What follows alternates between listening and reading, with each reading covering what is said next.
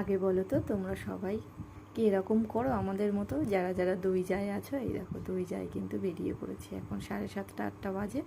মনে হলো চলো একটু ফুচকা খেতে যাই, এই যে ফুচকার দোকান আমাদের এখানে আছে, চলে গিয়েছিলাম ফুচকা খেতে। সাধারণত ভিডিও করি না, কিন্তু মনে হলো আজকে একটু ভিডিও করি, লজ্জাও পাচ্ছিলাম, যাই হোক ভিডিও করতে চলে গিয়েছিলাম।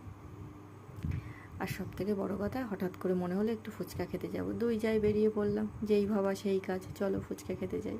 গিয়ে তো দেখলাম ভীষণ ভিড়, লাইনে দাঁড়িয়ে থাকলাম, ফুচকা খেতে যাব আর লাইন দেবো না, সেটা কখনো হতে পারে? এই দেখো ভীষণ লাইন, প্রায় অনেকক্ষণই দাঁড়িয়ে থাকলাম। ফুচকা হলো, দই ফুচকা হলো, চাটনি ফুচকা হলো, তারপরে তখনও দাঁড়িয়ে আছে, এই যে দেখো দিদিভাই দাঁড়িয়ে আছে, তখন আমি বসেছিলাম।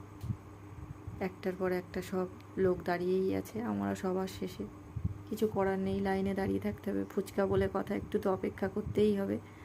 তারপরে এই যে দেখো আমি বেঞ্চের উপর বসে আছি, তারপরে গেলাম ফুচকা খেতে। ফুচকা কিন্তু খাওয়া শেষ, তারপরে কোথায় চলে এসেছি বলো তো? এই দেখো দেখতে পাচ্ছ কি হচ্ছে রেডি, এটা তোমরা সবাই দেখো।